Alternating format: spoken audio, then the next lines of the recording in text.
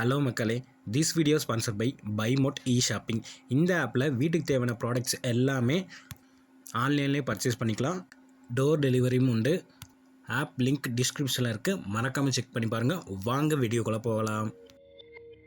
$18 billion, அதாவது 2 பாகிஸ்தான் சேர்ந்தாதான் ஒரு பக்ஷே Hathway company ஆகுது. இந்த என்டையர் ஃபார்ச்சூனையும் ரோட்ல கொக்கோகோலா வித்துட்டு இருந்த ஒரு பையன் ஸ்டாக் மார்க்கெட்ல இருந்து சம்பாதிச்சானா நீங்க நம்புவீங்களா? மொத்த இன்வெஸ்டிங் வேர்ல்டோ வாரன் பஃபெட்டை தன் தெய்வமா நினைச்சு எக்கச்சக்க மக்கள் அவரோட பிலோசபி காப்பி பண்ணி ஸ்டாக் மார்க்கெட்ல இருந்து கோடிக்கணக்கான ரூபாய் சம்பாதிக்கிறாங்க. ஒரு காலத்துல வீடு வீடா போய் பேப்பர் போட்டு இருந்த பையன் இன்னைக்கு உலகத்துடைய மிகப்பெரிய பணக்காரங்கள்ல இவரும் ஒருத்தரா இருக்காரு. அப்படின்னா யார் இந்த வாரன் பஃபெட்? இவர் பிறக்கிறதுக்கு ஒரு வருஷத்துக்கு முன்னாடி அமெரிக்கால இது வரைக்கும் பார்க்காத அளவுக்கு மிகப்பெரிய பைனான்சியல் கிரைசிஸ் நடக்குது. அதுதான் 1929 தி கிரேட் டிப்ரெஷன். இதே பைனான்சியல் கிரைசிஸ்னாலதான் அவரோட அப்பாவுக்கும் வேலை போயிடும். இவர் பிறக்கும் போது கூட அவருக்கு சரியான வேலை இருக்காது. டெய்லி எதனா வேலை கிடைக்குமான்னு தேடிக்கிட்டே இருப்பாரு. அது மட்டும் இல்ல, வாரன் பஃபெட் அவங்க அம்மா ராத்திரி சாப்பாடு சாப்பிடாம அவங்களோட அப்பாக்கு எடுத்து வச்சிருவாங்க. இதெல்லாம் நோட் பண்ணி வளர்ந்த வாரன் பஃபெட்க்கு தான் லைஃப்ல நல்லா சம்பாதிக்கணும்ன்ற எண்ணம் வருது. சொல்லுவாங்கல்ல, வறுமைன்றது சாபம் இல்ல, அது ஒரு வரம். ஆனா அதை சரியா பயன்படுத்தினா மட்டும்தான் அது வரமாக மாறும். அதுக்கு வாரன் பஃபெட் தான் பெஸ்ட் எக்ஸாம்பிள். இவர் அவருடைய 6வது வயசுல தன் தாத்தா கடையில வேலைக்காக சேர்றாரு. அப்ப அங்க இருந்த கொக்கோகோலா பாட்டில ரோடா எடுத்து போய் செல் பண்ணுவாரு. இந்த மாதிரி சின்ன சின்ன வேலை செஞ்சுட்டு இருந்தாரு.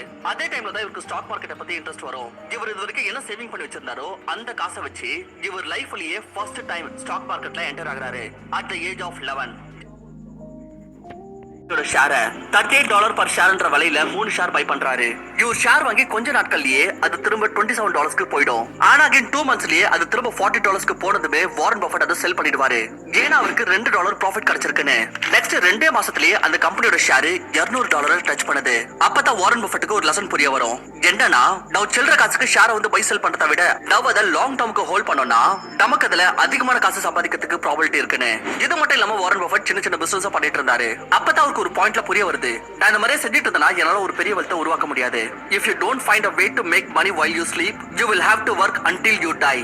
அதாவது நீங்க தூங்கும்போது கூட காசு சம்பாதிக்கிறதுக்கான ஒரு வே வந்து நீங்க கண்டுபிடிக்கலனா நீங்க சாகற வரைக்கும் கூட வேலை செஞ்சுக்கிட்டே இருக்க வேண்டியது இருக்கும். இப்போ ஒரு சின்ன எக்ஸாம்பிள் எடுத்துக்கலாம். யாரோ ஒருத்தர் வந்து 10 லட்சம் ரூபாய் சைட் வாங்குறாரு. அந்த சைட் ஒரு வருஷத்துல 12 லட்சம் இல்ல 13 லட்சம் ரூபாய் ஆயிருது. இப்போ என்னாச்சு சொல்லுங்க? அந்த வருஷத்துல அந்த எக்ஸ்ட்ரா 3 லட்சம் ரூபாய் சம்பாதிக்க அவன் எந்த ஒரு விதமான வேலையும் செய்யல. அவன் தூங்கிட்டு இருக்கும்போது கூட அந்த சைட் வேல்யூ அதிகமா இருக்கு.